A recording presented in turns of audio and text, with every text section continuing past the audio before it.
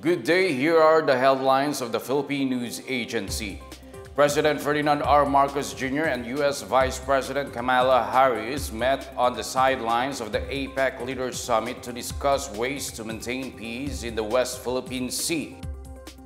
In a video message uploaded on its official Facebook account on Friday, Marcos said Harris expressed interest in the Philippines' assessment of the situation in the West Philippine Sea. He said they tried to discuss and put together some of the ways forward in order to maintain peace in the contested area. For now, he said that the Philippine Coast Guard, the military, the government, and even fishermen in contested waters are doing their best to promote peace.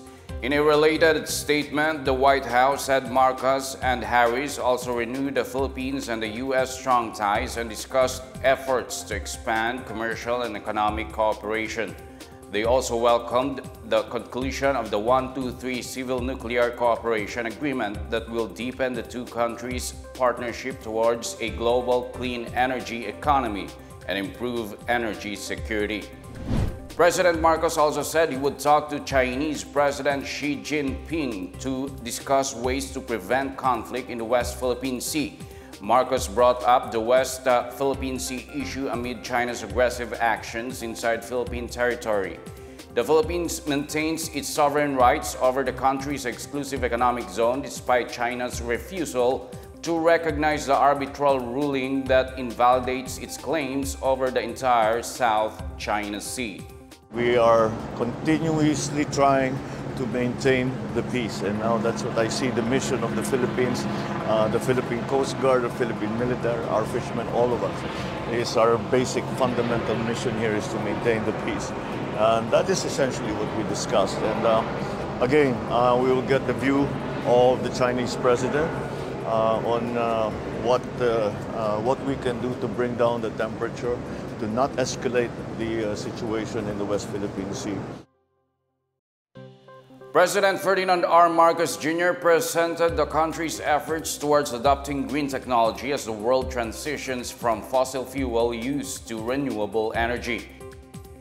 In his intervention during the APEC Leaders Informal Dialogue and Working Lunch at Moscone Center in San Francisco, California on Thursday, President Marcos highlighted the need to address the high cost of green technology through liberalization of the sector, cooperation in its development, and facilitation of green trade and investment.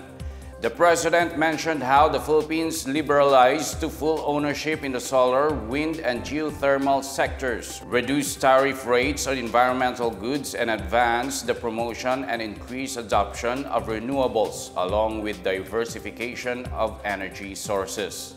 He mentioned the collaboration on new and emerging sustainable fuels and technologies, storage systems, electric mobility, and critical minerals for storage, batteries, and cables as some of the many possibilities.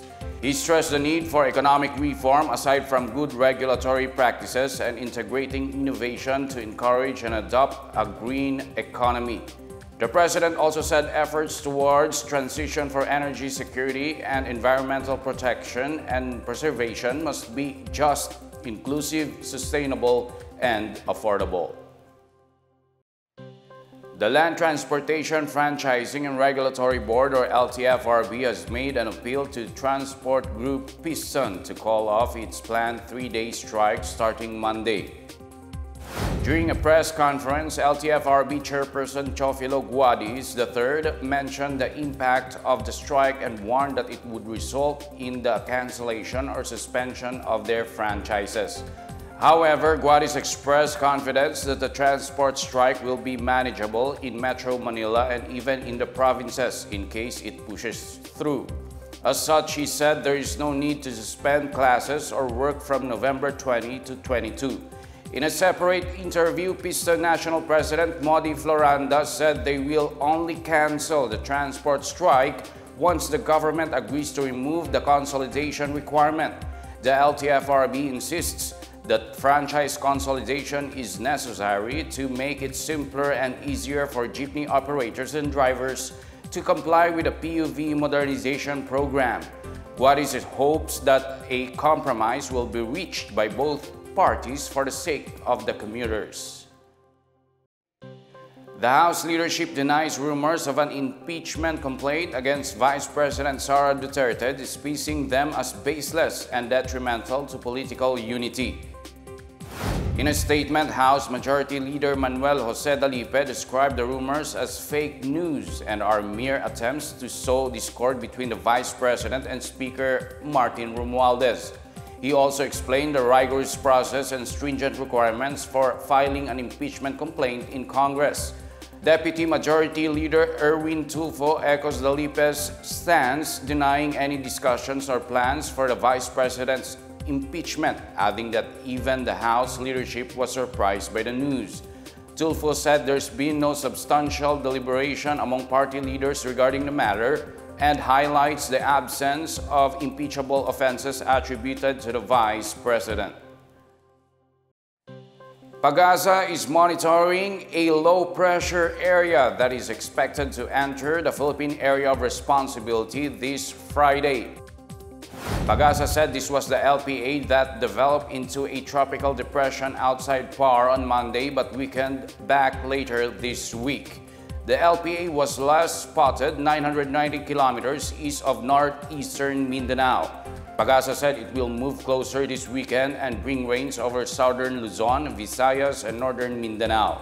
Meantime, the throw or extension of the LPA and the shear line where cold and warm air meet will bring cloudy skies with scattered rains in the Bicol region, northern Samar, eastern Samar, Caraga, Davao de Oro, Davao Oriental, Palawan, Basilan, Sulu, and Tawi-Tawi. The northeast monsoon or Amihan will bring cloudy skies with light rains over Batanes and Cagayan, including Babuyan Islands. Metro Manila and the rest of Luzon will experience partly cloudy to cloudy skies with a chance of passing light rains. The rest of the country will also experience generally fair weather with isolated rains.